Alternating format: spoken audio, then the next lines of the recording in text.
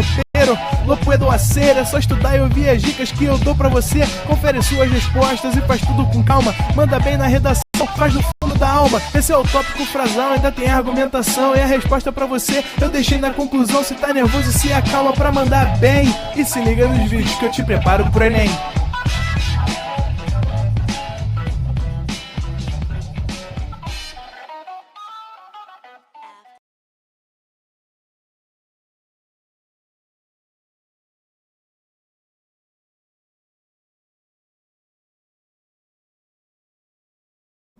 Estamos ao vivo, estamos online.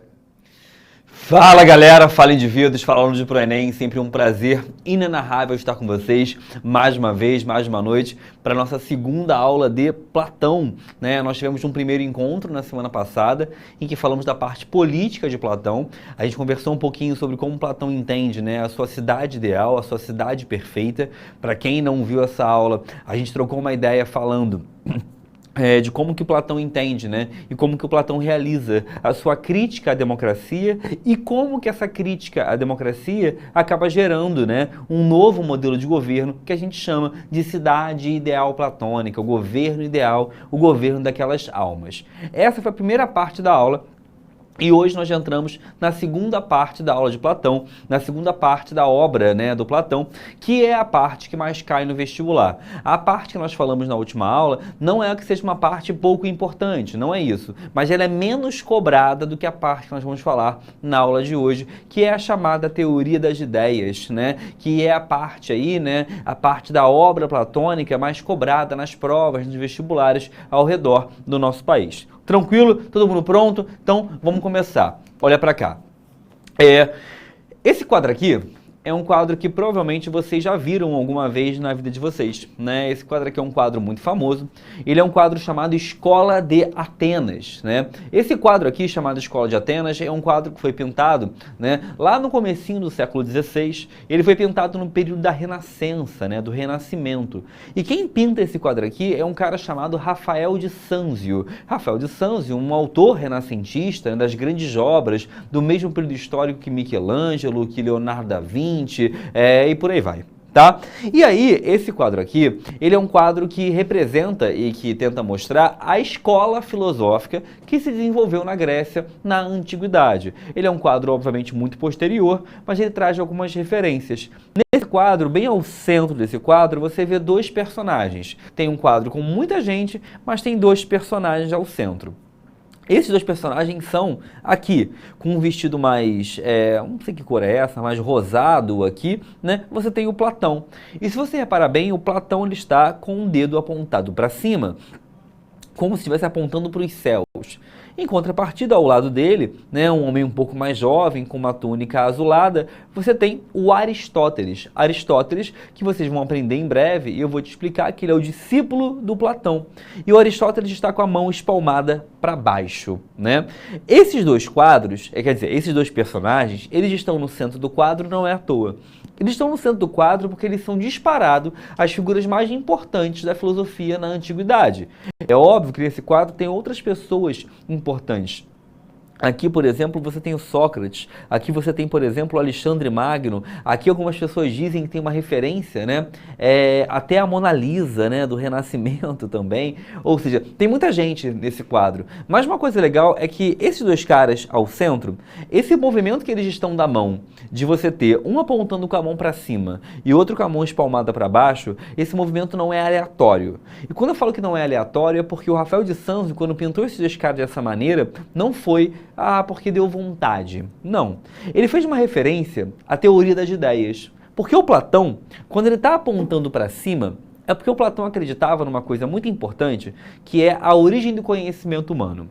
Como assim a origem do conhecimento humano? O Platão, ele tentava entender e compreender da onde vem aquilo que nós sabemos, da onde vem aquilo que nós conhecemos. Como você, eu, todos nós, conhecemos e entendemos a nossa realidade. Como você aprende o que você aprende, como você sabe o que você sabe. O Platão vai ser um dos primeiros autores da nossa história a tentar pensar sobre isso. Tentar pensar, compreender, né, o como você conhece, o como você aprende, o como que você entende a sua realidade, o como você entende o mundo ao seu redor. E o Platão vai dizer uma coisa muito importante, que é o fato de que você conhece o mundo, e quando eu falo que você conhece o mundo, é que você conhece a realidade através de duas possibilidades. Chega aqui, diretor, vem comigo. Segundo Platão, quando nós falamos, né, sobre conhecimento, quando nós falamos sobre essa possibilidade do ser humano chegar e adquirir conhecimento, ele vai dizer o seguinte, que esse autor, né, o Platão, ele fala para nós que o conhecimento humano ele ocorre, ele acontece através de duas possibilidades. Ou seja, segundo Platão, existem dois caminhos, ou melhor dizendo, duas maneiras do ser humano descobrir, desenvolver e adquirir conhecimento. A primeira maneira que eu tenho de adquirir conhecimento é através do que o Platão vai chamar de mundo inteligível. Esse mundo inteligível, ele é chamado também de mundo das ideias.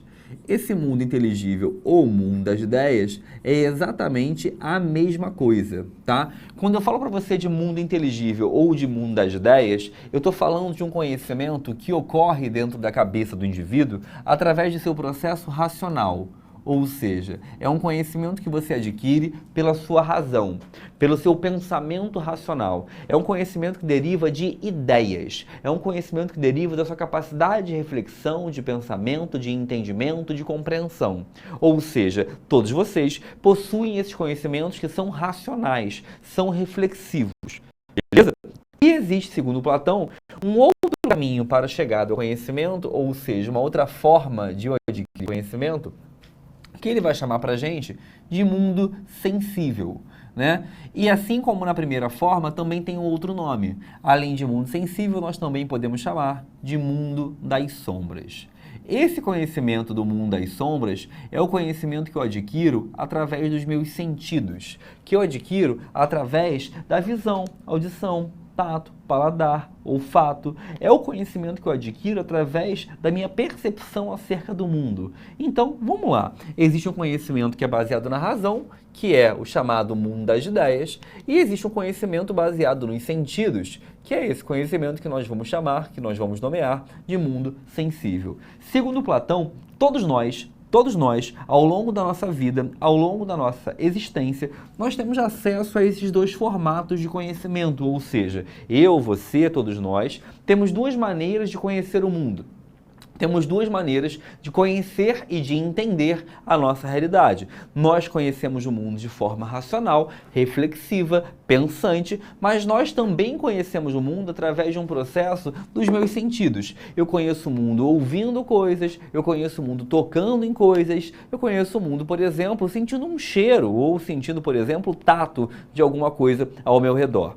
Então, o grande ponto aqui é você perceber que o Platão está sendo um autor que a gente vai chamar na filosofia de um autor dualista. Por que dualista? Porque ele está estabelecendo que existem duas formas, dois caminhos para a chegada ao desenvolvimento do conhecimento. Ou seja, eu posso desenvolver meu conhecimento de forma racional, reflexiva, pensante, ou eu posso desenvolver meu conhecimento através dos meus sentidos, visão, audição, tato, paladar, olfato e por aí vai.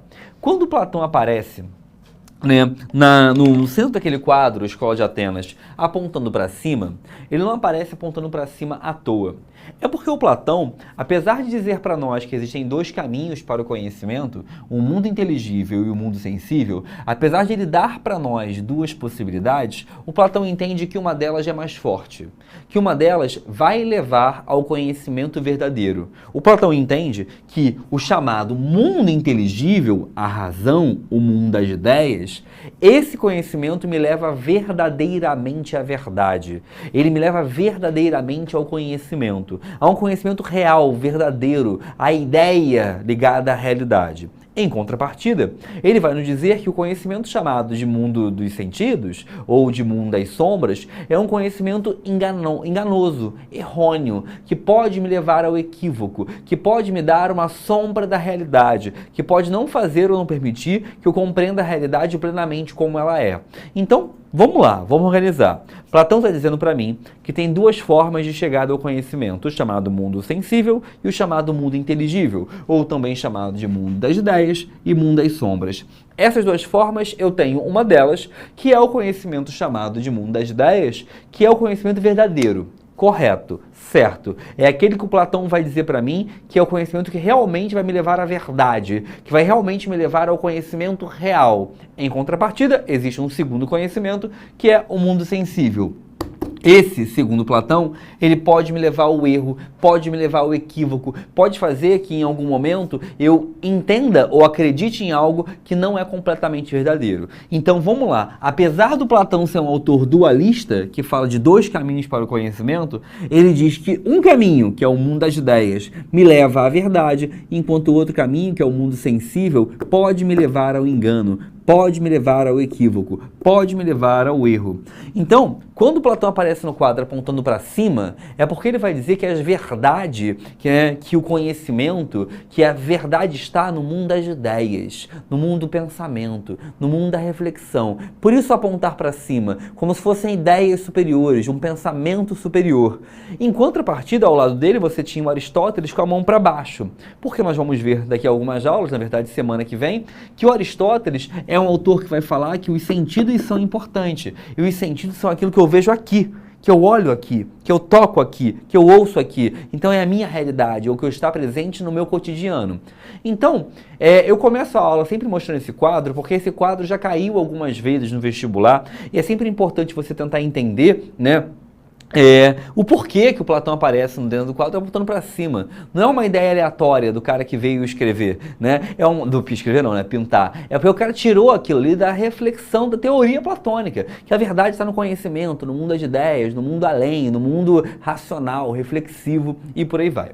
Diretor, volta comigo aqui. Quem gosta de tirar print, tira o print aí, mas vem para cá. 1, 2, 3, foi, printou. Então, o mundo das ideias, que eu te falei que também é um mundo que pode ser chamado de mundo inteligível, é um mundo que está ligado à razão, ao pensamento, é um mundo que está ligado à minha capacidade de reflexão. E mais do que isso, o conhecimento ligado ao mundo das ideias é um conhecimento que vai te levar ao que a gente vai chamar de conhecimento verdadeiro, né? O que seria um conhecimento verdadeiro? Um conhecimento real, convicto. O Platão acredita que só o mundo das ideias, só esse conhecimento baseado na razão, consegue me levar a um conhecimento verdadeiro, realmente verdadeiro. E esse conhecimento verdadeiro, ele dá um nome, chamado episteme. A episteme é um conhecimento verdadeiro, que você comprova, um conhecimento real, beleza? Essa noção, né, de existência de um mundo das ideias, da existência de uma ideia perfeita, de um conhecimento perfeito que me leva à verdade, tem muito a ver com a teoria do Parmênides. Se você assistiu a nossa aula sobre pré-socráticos, você viu que a gente falou do Parmênides. E o Parmênides, ele era um pré-socrático que dizia que nós, seres, temos uma essência, que nós seres temos uma essência pré-definida. Essa essência pré-definida, segundo Platão, só pode ser descoberta, só pode ser entendida através do mundo das ideias, através desse mundo racional, desse mundo reflexivo. Tá? Em contrapartida, existe o mundo sensível, que nós falamos. Também pode ser chamado de mundo das sombras e está ligado aos sentidos, aos sentimentos, está ligado àquilo que não é necessariamente racional, e sim baseado no que eu vejo, no que eu toco, no que eu sinto. Essa visão do mundo sensível, segundo Platão, está muito mais ligada à opinião. É a minha visão opinativa, é o meu olhar acerca da realidade. Nós podemos chamar isso de doxa. Doxa é uma palavra que em grego vai significar opinião, né? É o que o indivíduo acha, é o que ele acredita. Então, o mundo sensível é muito mais ligado à opinião dos indivíduos, né? E não à verdade, como seria a episteme. E aí tem uma relação bacana com Heráclito. Lembra do Heráclito, aquele cara que falava: você nunca pode entrar 2 vezes no mesmo rio, né? Porque quando você entrar pela segunda vez, o rio vai ser outro e por aí vai. Essa ideia do Heráclito está falando mais ou menos o seguinte, que tudo se movimenta. E segundo Platão, o mundo sensível só me faz conhecer essa movimentação. Só me faz conhecer essa aparência das coisas, só me faz conhecer essa mudança. Não me faz conhecer a verdade, o conhecimento real, verdadeiro. Porque só quem geraria isso é o mundo das ideias, né? A visão de essência em Parmênides. E aí eu queria te mostrar uma coisa para você entender. Talvez vai ficar mais fácil agora, né? Para explicar a teoria das ideias, o Platão fala de uma teoria chamada teoria da contingência. O que é a teoria da contingência? Pensa na sua cabeça em um homem. Pensou? Um homem. Pensou? No que define um homem? O que é um homem? Essa noção de homem que você criou na sua cabeça agora é uma noção perfeita. Como assim uma noção perfeita? É uma noção idealizada. Você idealizou o que seria um homem. Na vida real, na prática, esse homem nunca vai existir. Na prática, vão existir cópias de quem seria esse homem. Vão existir cópias de quem seria esse indivíduo. E aí, a mesma coisa valeria para uma casa. Pensa numa casa. Pensou? Pensou no que seria uma casa? O que define uma casa? O que tem que ter numa casa? Pensou nisso tudo? Bacana. O que vai existir no mundo são simplesmente cópias dessa casa idealizada que você pensou. O que você pensa na sua mente, com sua razão, é a ideia, é a essência. Está no mundo das ideias, está no mundo da perfeição. Agora, em contrapartida, existe aquilo que você vê no dia a dia. Por exemplo, eu idealizei agora um carro. Pensei em um carro com 4 rodas, o banco, vai ter lá o motor, vai ter lá o volante, vai ter tudo lá. Pensei num carro, idealizei um carro. Esse carro que eu idealizei, ele não existe na vida real. Né? Ele não existe na vida real porque o que existe na vida real são cópias da minha idealização. São cópias daquilo que eu pensei. Ah, Helena, mas eu pensei no carro do meu pai. Beleza, mas como você pensou, ele não existe na prática. A forma que você idealizou em sua mente, na prática ele nunca vai existir. Porque a nossa mente cria um mundo ideal. E aí é a ideia de que a razão conhece a verdade, porque a razão idealiza, pensa o perfeito. Em contrapartida, o que eu vejo no dia a dia, o que eu observo no dia a dia são cópias.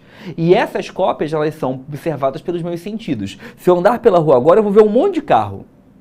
Esses carros são todos descobertos pela minha visão. Então, são todos cópias. Beleza? Cópias acerca da realidade. Então, o mundo das ideias descobre a essência das coisas, enquanto o mundo das sombras descobre a aparência, as cópias acerca das coisas. Um outro exemplo para vocês entenderem. Pensa no cachorro. Pensou? O que é um cachorro? O que define um cachorro? O que seria um cachorro idealizado, perfeito? Pensou? Você pensou então na ideia, na forma de um cachorro.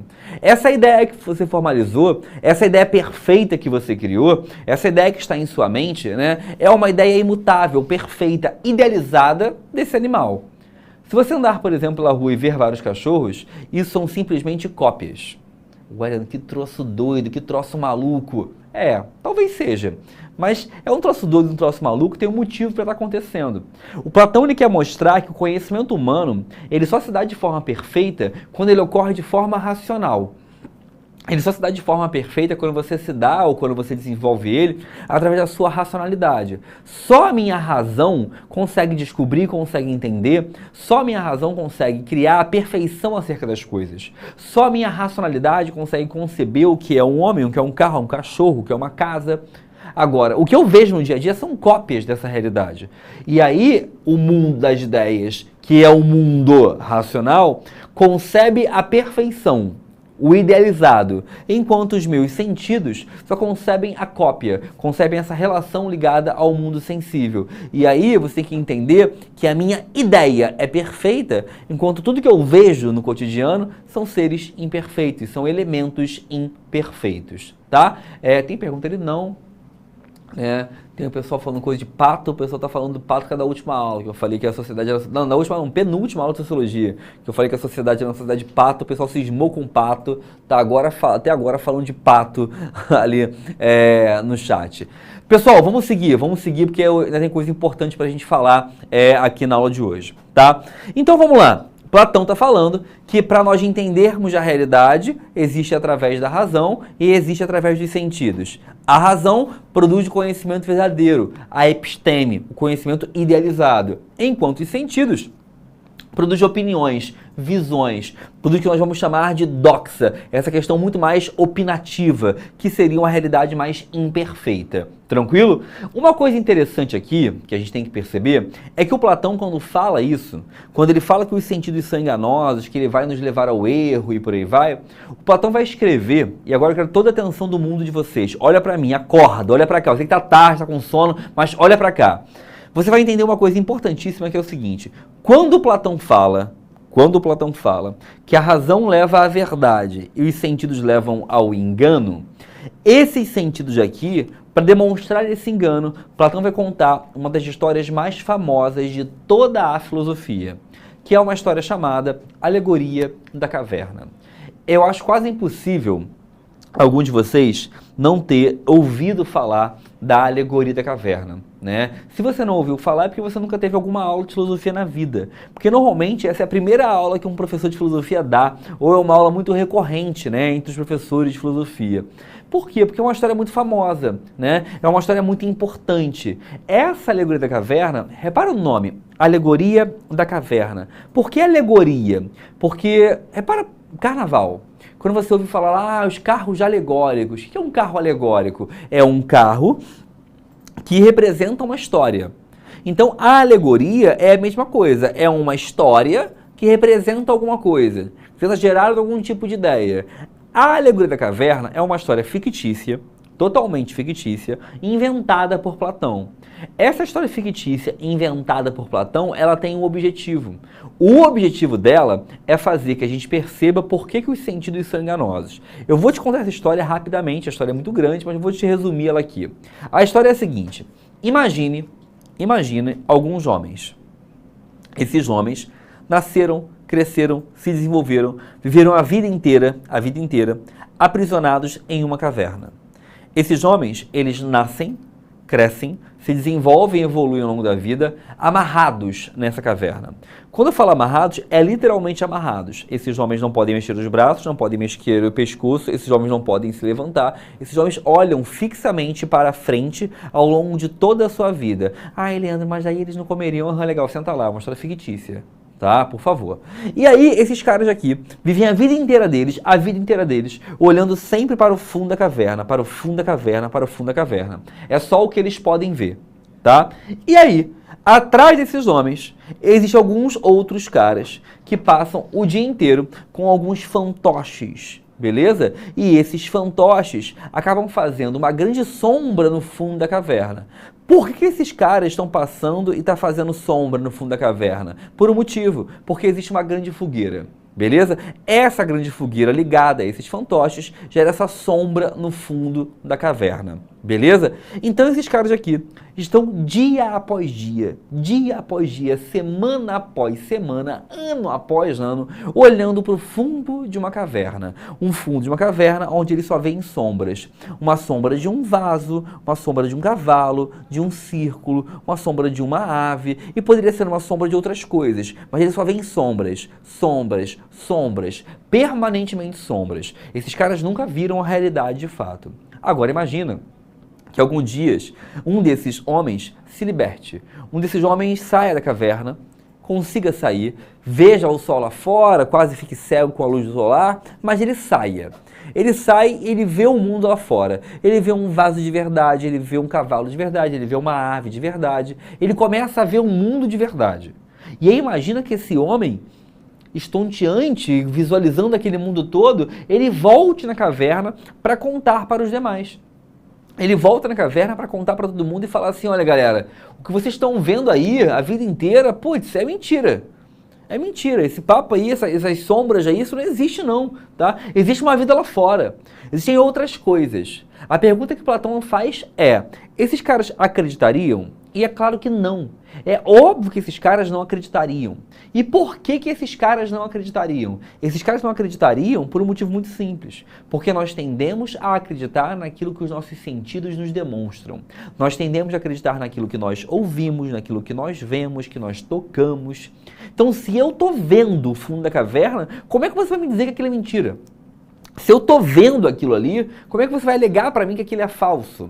Então existe uma coisa importante que o Platão quer mostrar o seguinte, que nem sempre o que você vê, o que você toca, nem sempre os seus sentidos são demonstrações acerca da realidade. Muitas vezes, para entendermos e compreendermos a realidade como um todo, só os sentidos não vão baixar. Só os sentidos não vão bastar. É necessário mais. É importante ter a razão. E aí, a grande reflexão que nós vamos ter é que será que hoje não existem outras cavernas? Será que o celular, onde você fica passando ali videozinho no TikTok em looping eternamente, não é uma caverna? Será que a televisão, onde as pessoas veem e acreditam necessariamente em tudo, é uma caverna? Será que os grupos de WhatsApp, repletos de fake news, né, não são uma caverna? Será que acreditar fielmente em tudo que, sei lá, uma figura que vive na minha vida, um familiar, um líder religioso, acreditar em tudo que é dito, não é uma caverna? Será que aquilo que a gente vive em nossa realidade não necessariamente não é verdade? E aí o Platão está querendo trabalhar com a ideia de que para nós percebermos isso, para nós refletirmos sobre essa realidade, nós temos que entender que a caverna acontece porque a gente só está usando os sentidos.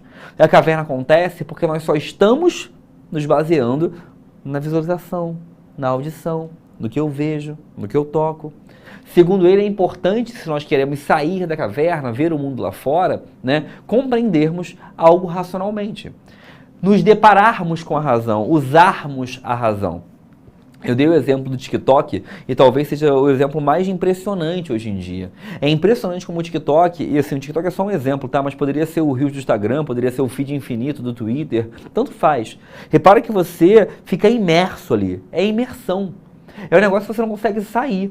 Porque você tá vendo lá, aí vamos supor que você é uma pessoa que adora futebol, e aí você tá vendo um vídeo de futebol.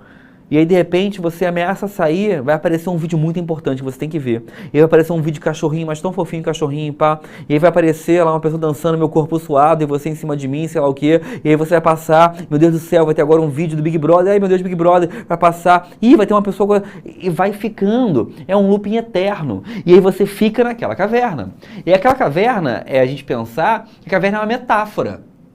Quando eu falo que é uma metáfora, é porque a caverna ela é muita coisa. Muita coisa ao nosso redor é uma caverna. Porque nos prende e faz que a gente pare de perceber e de olhar para a realidade. Que a gente pare de compreender o mundo ao nosso redor. Que a gente fique preso ali, né? Uma coisa bizarra é esse processo de scrolling que você só passa. E tem pior, o TikTok você nem tem que passar, você só pode ficar parado. Nem trabalho você vai ter, e você fica ali, imerso, né? Vivendo essa realidade permanentemente, né? Então o Platão está falando para a gente o seguinte, o conhecimento não está aí. O conhecimento não está nisso que é tirado simplesmente dos meus sentidos. O conhecimento vai estar na minha capacidade racional, reflexiva, pensante, no mundo inteligível, no mundo das ideias, né? Eu não tenho TikTok, né? Até poderia criar um TikTok para responder caixinha de pergunta, né? Dando coach no fracasso, mas eu não tenho, né, um TikTok. E eu tenho só Instagram e Twitter, né? E assim, o Instagram eu uso pouco, assim, quando eu digo pouco, eu quase não fico vendo que as pessoas postam no Instagram, né? Mas o Twitter eu gosto de ficar lendo ali. E é impressionante que o Twitter você fica vendo e não acaba nunca. Se eu ficar vendo ali 24 horas, rodando aquela porcaria pra cima, eu vou ficar permanentemente ali olhando. Então existe até uma necessidade da nossa parte de se policiar para com isso, né? É um autocontrole difícil. E isso é a caverna, é difícil sair dela, né? É difícil ver o mundo lá fora, né? É difícil ver uma realidade que vai além daquele momento ou daquele processo. Então, assim, é fundamental a gente perceber, a gente entender, né, que o Platão está usando isso aqui, está falando isso aqui antes de Cristo. Mas essa caverna ela pode estar presente hoje em muitas coisas, né? A caverna pode estar no grupo do WhatsApp, onde as pessoas estão acreditando em qualquer fake news que é lançada, né? Então você repara o quanto de repertórios socioculturais vocês conseguem utilizar nisso aqui. A quantidade de temas que falem de comunicação, de informação, de educação, de escola, de mídia, que você pode usar Platão e a famosa alegoria da caverna. Então, assim, eu quero que vocês assistam minha aula, e sempre que vocês assistam a aula, obviamente vocês pensem como que isso pode cair no vestibular, como que isso pode ser uma questão na prova de humanas, mas também é importante você olhar para isso aqui e pensar sempre em repertórios para redação. Né? Pensar sempre em como você pode aplicar isso em variáveis temas. Ele não dá para aplicar em qualquer tema? Claro que não, né? Claro que não, né? Mas dá para aplicar em muitos temas, né? E isso é importante que você fique atento, né? E tente utilizar, treine para isso, né? Leandro, mas tem um repertório que serve para qualquer tema. Para de ser preguiçoso, pô. Para de ser preguiçoso e querer um tema para tudo, né? Vamos usar os temas de forma variadas que se adequem ao conteúdo. Tranquilo? De boa? E aí eu queria dar uma dica para vocês, que é o seguinte, essa história, a chamada Alegoria da Caverna, né, ela é uma história que vai fazer muito sucesso, né? Quando eu falo muito sucesso é porque ela é uma história muito boa, porque ela reflete muito acerca da realidade. Mas o que não falta são filmes que falem sobre isso, ou que utilizem-se dessa ideia, né? E são muitos, né? A gente tem o mais famoso de todos, que é esse filme aqui, que é Matrix, né? Matrix é um filme que fala sobre essa relação da caverna, né? Ah, Leandro, mas eu li num site que Matrix tem muito mais a ver com Descartes, o argumento do sonho. Sim, até porque Descartes influencia em Platão, mas é a mesma ideia, né? A Matrix, para quem não viu, é um filme de 99, para vocês, a geração de vocês, já é um filme antigo, mas é um filme muito legal para você entender essa relação. Tem um outro chamado Show de Truman. Não sei se vocês já viram esse filme, né? Que também é um filme legal. É um filme que conta a história desse rapaz aqui, que é o Truman, que ele vive dentro de um programa de televisão. Todo mundo ao redor dele sabe, mas ele não sabe. Todo mundo ao redor dele são atores e ele mesmo não sabe. Imagina, será que todo mundo ao seu redor é um ator? Será que eu aqui sou um ator? Será que agora aí todo mundo está ao seu redor no chat aí são atores te enganando e você é um personagem principal de um filme onde todo mundo te vendo? Pode ser, né? Ou não, né? Mas o Show de Truman fala sobre isso, né? Um outro filme legal que fala sobre isso é A Vila, um filme de terror de 2004, né? Mas também um filme legal para trabalhar com essa ideia, né? De como existe aí essa possibilidade de estarmos vivendo um mundo um pouco paralelo. Um outro é A Ilha do Medo, né, com o Mark Ruffalo, também com o Leonardo DiCaprio, né, um filme bem interessante também que fala dessa relação de o que é real, o que não é, o que é verdade, o que não é. Um outro é o Interestelar, né, do Christopher Nolan, né, também de 2014, que também trabalha um pouco com essa realização, também fala um pouco dessa ideia, né, e dessa realidade. São alguns filmes legais que eu recomendo para vocês poderem ver, tentarem entender melhor um pouquinho de como que isso funciona, de como que essa realidade da caverna pode se representar. Eu acho que o melhor deles, para quem quiser entender isso, é o Show de Truman. Então, assim, você fala assim, Leandro, preciso ver um filme disso aí. Não tenho tempo, estou vestibulando, vê o Show de Truman. Leandro, onde tem? Para de ser preguiçoso. Vai no Google, joga aí que eu não sei onde tem não. Né? Joga no Google, Show de Truman, onde assistir. Vai aparecer aí para você. O Google é seu melhor amigo, tá? Joga aí que ele vai te dar a resposta. Beleza, gente? Tranquilo? Na próxima aula, nosso próximo encontro, nós vamos falar sobre Aristóteles, né? E o Aristóteles, ele é o discípulo, né, do Platão. Ele é o grande discípulo do Platão, que é o cara que vai continuar a obra platônica, vai fazer a obra platônica acontecer, né? E vai manter algumas relações, alguns debates que ele vai acontecer. Informações importantes, tá? Primeiro, pensando em vestibular, pensando literalmente em prova do Enem, é muito importante que esse conteúdo aqui seja um conteúdo que você não só assista a aula, porque é o tipo de conteúdo que você entende quando eu falo, mas que na hora de fazer exercício acaba surgindo algumas dúvidas. Então, você hoje, né, se você que é essa do Enem, você vai lá fazer os exercícios sobre Platão. Por quê? Cai pra caramba. É um autor recorrente e é um autor de vocabulário chato. Vocês erram em vocabulário em Platão. Então é o tipo de conteúdo que não basta você, né, só entender. Tu tem que entender e tem que praticar. Praticar porque é essa prática que vai fazer você passar. Beleza? Então faz os exercícios, tá? Não fica focado somente na questão da teoria, não. Faz as questões lá. Depois que você assistir as questões, vai lá e ver a resolução em vídeo para você ver. Normalmente sou eu ou eu, o Cadu, explicando as questões para vocês, do que vocês podem ter errado, onde vocês podem ter dado mole e por aí vai, tá? A gente na próxima aula fala de Aristóteles, e aí quando a gente fala de Aristóteles, vamos estar falando do último grande autor do mundo medieval, né? Falamos de Sócrates, Platão e agora o Aristóteles no nosso próximo encontro. Aristóteles também tem 2 aulas, tá? Ele também é um autor importante, ele vai ter mais de uma aula aí. Responder dúvidas aqui que apareceram para mim. Vamos lá. Deixa eu ver. Dedico perguntou assim, professor, para usarmos a razão, ele tem que analisar o mundo das sombras, que são fatos reais? Não entendi a pergunta. Professor, para usarmos a razão, ele tem que analisar o mundo das sombras, que são fatos reais? Então, vamos lá. Sempre que você usa a razão, você vai analisar a realidade como um todo. Tanto o mundo das ideias quanto o mundo das sombras. A razão, ela é a fonte de conhecimento segundo Platão, tá? É ela que vai te mostrar toda a verdade.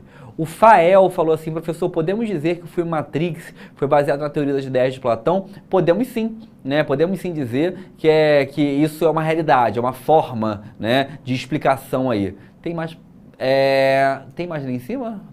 Tem. Dedico falou, professor, o céu e o inferno foram criados pela igreja, baseado no mundo inteligível, de mundo das sombras platônicos. Existe uma influência sim, né? Um mundo da perfeição e um mundo das cópias, um mundo real, perfeito e um mundo onde só a cópia acontece. Então tem sim essa influência. Tem imagem embaixo, diretor? Tem.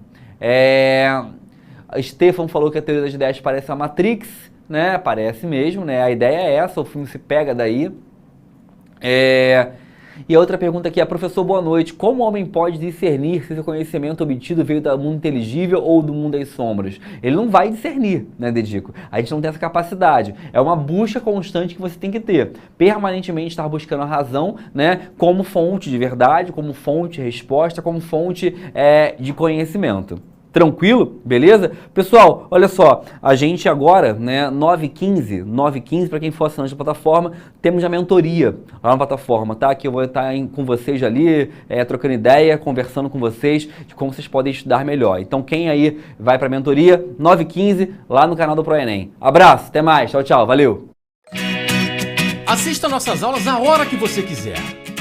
Vem com o Pro, o cursinho online que mais aprova no Enem. Assinem proenem.com.br.